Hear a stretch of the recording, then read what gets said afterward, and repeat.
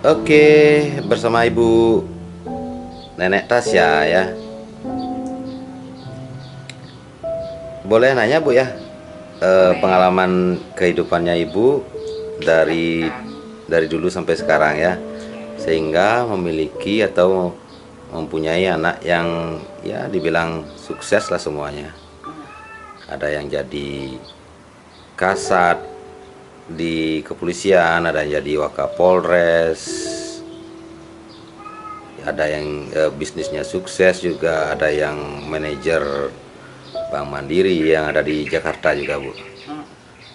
Ini dari tim EQ8 ingin menanyakan gimana tips untuk membesarkan buah hatinya sehingga semuanya sukses. Saya ibu rumah tangga.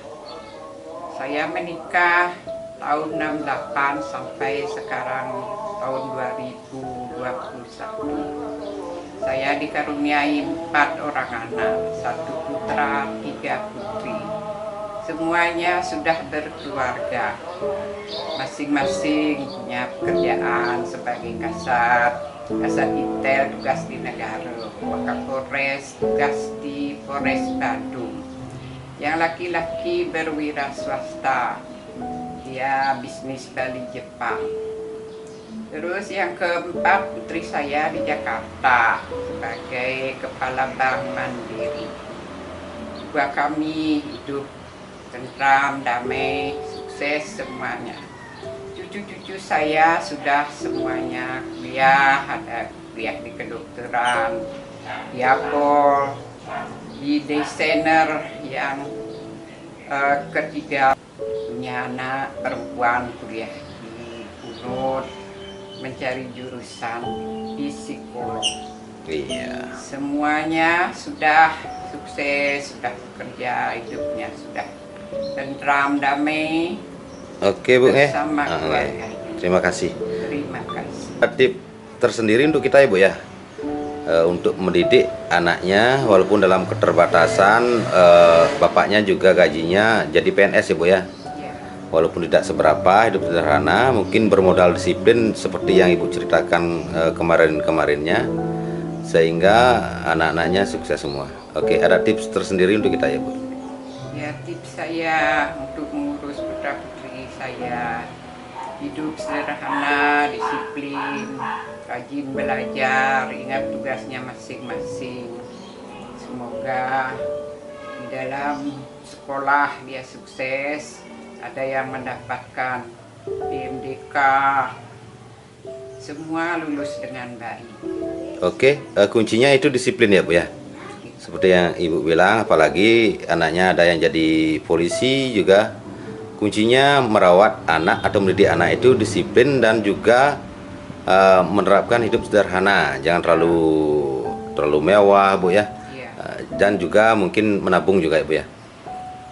Belajar hidup sederhana, belajar menabung kecil-kecilan agar bisa hidup di kemudian hari, mengikuti keinginannya sendiri-sendiri sesuai dengan hobinya masing-masing.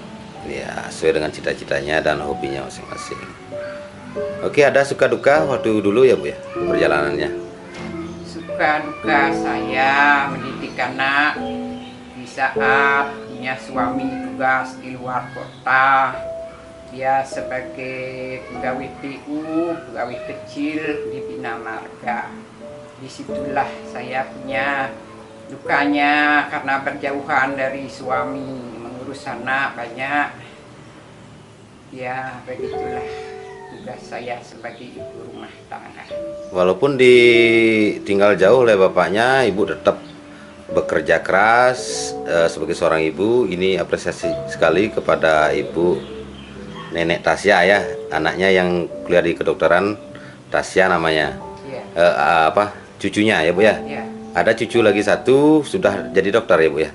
Jadi dokter spesialis kulit saraf. Namanya Pebi. Namanya Pebi, sudah lulus S2, sekarang menempuh S3. Oke, wah mantap sekali. Ada juga di Akpol. Adiknya Pebi kuliah di Akpol, sebentar lagi sudah selesai kuliahnya. Dan putri yang ketiga dari anak kedua, putri pertamanya, anak dari putra kedua, kuliah di desainer, sekarang sudah selesai kuliahnya dan bekerja di rumah. Adiknya di sekolah di SMA. Oke, sekadukanya walaupun dengan kesederhanaan, kuncinya bukan dari banyaknya kita memiliki penghasilan, tapi bisa mengatur daripada penghasilan tersebut ya Bu ya. Bisa mengelola dan juga mendidik anak kita di kemudian hari menjadi orang yang lebih mampu bertahan dan sukses. Oke. Kalau boleh tahu sekarang berapa umurnya Bu ya? Usia saya sekarang sudah 67. Waduh, 67 mau 70 ya Bu ya. Ya. Tapi tetap raut mukanya ibu tetap muda dan ekspresinya bagus. Mungkin karena ibu suka merawat tumbuh-tumbuhan juga. Nah, ini yang sangat menarik untuk ibu Nenek Tasya ya. Nenek Tasya karena suka berkebun, suka memelihara kucing, memelihara burung, dan juga menyiram bunga ya Bu ya. Dan juga tadi yang lihat itu sukanya juga meditasi, itu suka menjalani olah pernapasan, itu yang terpenting ya Bu ya. Kalau boleh tahu dari sekian putra putri ibu, mana yang sulit diatur waktu kecil ya Bu ya? Boleh tahu yang nakal ini? Saya punya putri 3, putra 1. Yang laki-laki hobinya berburu, memancing. Dan yang pertama putri saya bandel, juga senang mencari buah, naik ke pohon, tapi pernah jatuh. Dan putri saya yang ketiga juga senang manjat-manjat pohon. Kalau yang paling nakal siapa ya? Siapa yang pernah nakal? Namanya Komar Sri Subakti, kecil, sering bolos dari sekolah. Dia naik manjat tembok, pulang.